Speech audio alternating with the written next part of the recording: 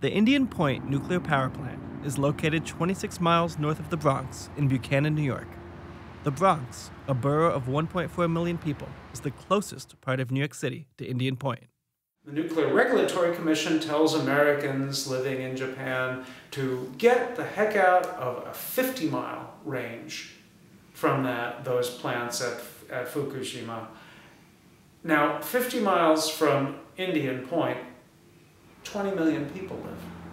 In looking at how radiation in Fukushima has been spreading, the question has come up again.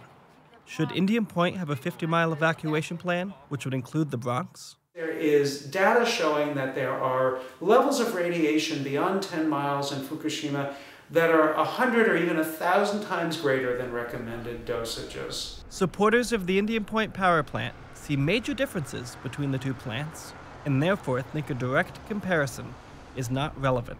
Well, the Japanese reactors are different style reactors. Those big domes that you see out there are built to withstand the amount of steam that would occur if there were an accident inside the reactor. Where Japan, they didn't have that containment structure. They didn't have the ability to mitigate the hydrogen or mitigate any steam. And that's what destroyed those buildings and made it necessary to have a larger evacuation zone.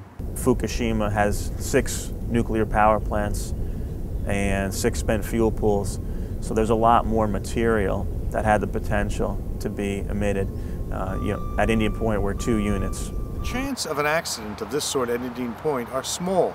The problem is that the consequences to the population, to public health, to the economy are so enormous. On the other hand, even advocates of the 50-mile plan acknowledge that moving the population of the Bronx out of harm's way is not feasible. The idea that you could evacuate the entirety of New York City and every other community within 50 miles of Indian Point in less than a matter of days is insane.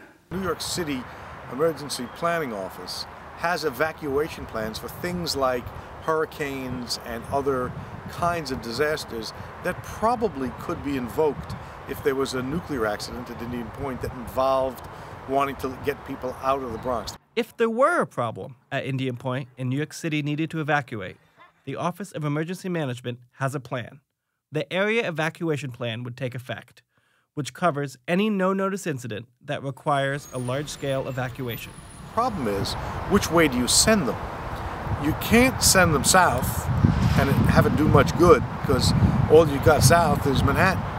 You can't send them east, really, because that takes you mainly out to Long Island, and that's a dead end.